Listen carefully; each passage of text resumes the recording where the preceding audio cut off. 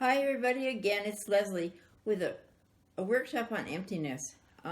This is something that has come to me very recently. There's been so many tragedies, catastrophes that I know many of us feel, and from the readings I do, empty inside. So I'm just going to do a little workshop on it. I hope it's helpful. It's probably the longest one I've ever done. You can let me know if you like it or not. The feelings of emptiness, which we all experience at some times in our lives, can be caused from many things: loss of a loved one, a sense of nothingness, a death of a loved one, loss of a relationship, a death of someone that's very close to you, a sense of nothingness, a lack of purpose which is probably the number one, basically overall. If you look at the lack of purpose, is the number one factor in feeling empty.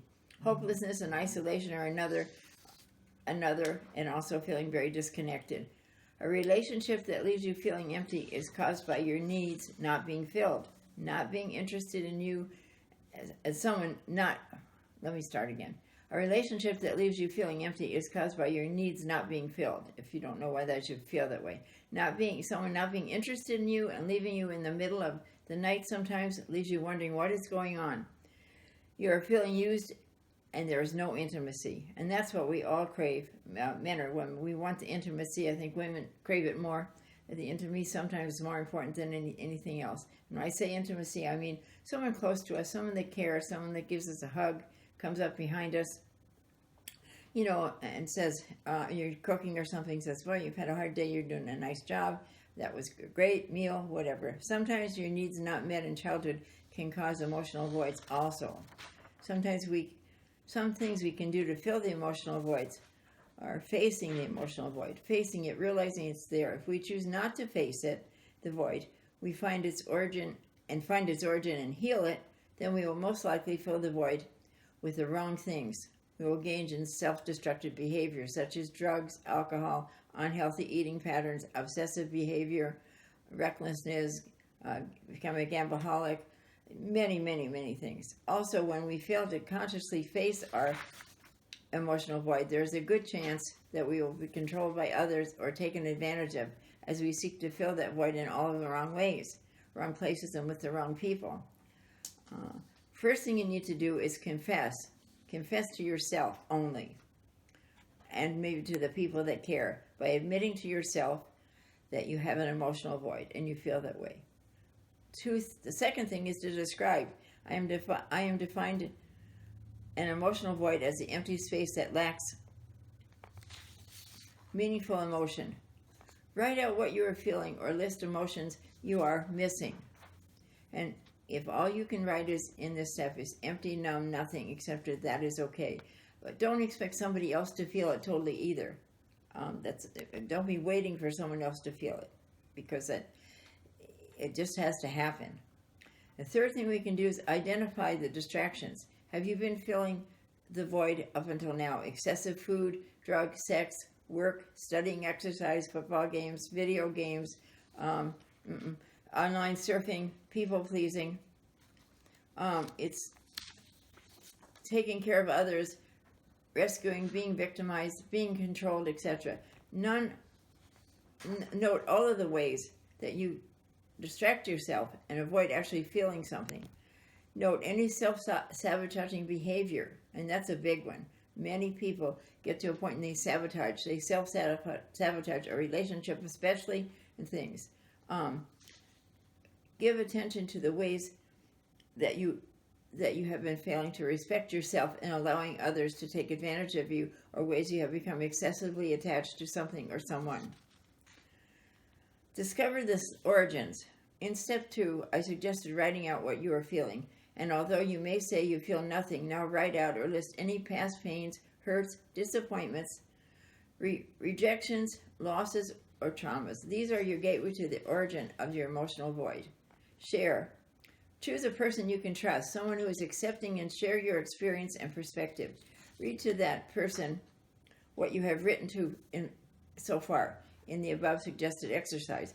Remember, and that's anything that's made you feel so empty and so voided. Remember, you've been running away from your emotions, and now it's time to heal and conquer. This is also a key antidote if you uncover feelings of shame. Heal and fill the void. Filling the void with distractions and other destructive or self-sabotaging behavior only creates more problems and pain. Now that you have identified the void, thoughts, beliefs, missing emotions, pain, hurt, trauma, and origins, seek out a professional who has a process to help you safely and effectively shift your subconscious perspective of the origins of the emotional void. Identify the core belief, the instigating incident, the emotions experienced, what was missing, and insert new understanding and wisdom about what happened, why the instigator did or didn't do something, and ultimately set you free of your self-inflicted guilt, shame, and feelings of unworthiness. And this is so important. I know a lot of those, maybe a lot of words there, but it shows up in so many things we do. Pleasing people, doing many, many things to please people because you feel this void and you want so much for someone to tell you your apple pie is delicious, and then you'll make 10 apple pies for people. They want you to say, I really like the way you do that. You cleaned my house for me. Thank you for giving me a ride. You're looking for the thankfulness, the appreciation of you more than you are anything else at all. In other words, the ultimate goal is forgiveness, compassion for self, and the subconscious awakening and revelation there is nothing wrong with you, and you are lovable and good enough. This is how the void is filled, not simply with self-love, but with now empowering realizations about yourself and renewed hope and passion.